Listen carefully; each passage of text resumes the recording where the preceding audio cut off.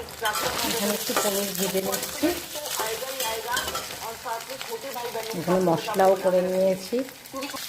আমি এখানে পনির ভেজে নিচ্ছি, এখানে ভেজে রেখেছি। এখানে মশলাও করে নিয়েছি আর এখানে সবজি কেটে নিয়েছি।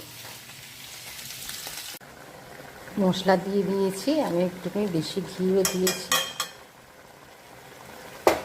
সবজিগুলো একদমই ছোট কেটেছি, কারণ এটা আমি টিফিনে বানিয়ে নিয়ে যাব। কালকে আমি বাইরের খাবার খেয়েছি, রোজ রোজ তো বাইরের খাওয়া সম্ভব না, তাই তাড়াহুড়ো করে সকালবেলা কিছু না কিছু আমাকে নিয়ে যেতে হচ্ছে।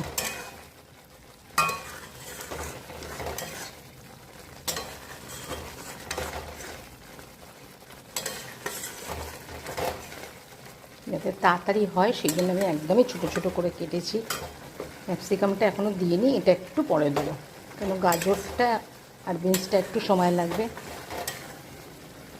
আমি এর আগে ভিডিও করে ছেড়েছি যে আমার হস্তশিল্প মেলা চলছে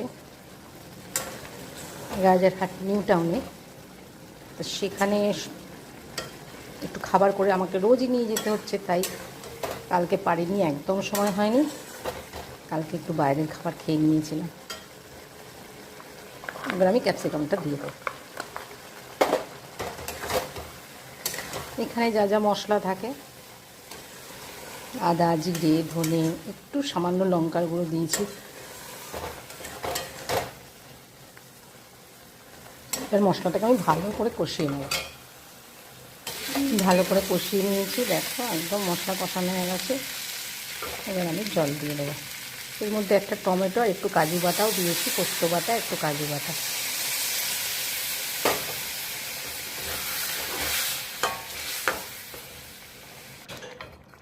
পনিরটা দিয়ে দিলাম, একটু সামান্য মিষ্টি দিয়েছি, একটু ফুটবে, তারপর আমি নামিয়ে নেব।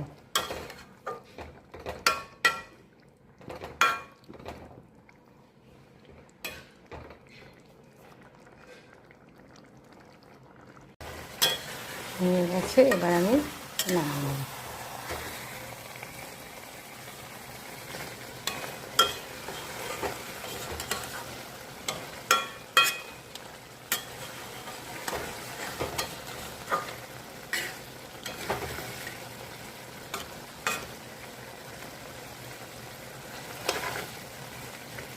আমি করে নিচ্ছি পনির, আর আমার এক বান্ধবীকে তোমরা সবসময় আমার ভিডিও দেখতে পাও, এবার আমি একসঙ্গেই মেলায় ঢুকি, তো ও করে নিয়ে যাবে ফ্রাইড রাইস আর আমি নিয়ে যাচ্ছি পনির আজকে দুপুরে লাঞ্চের জন্য।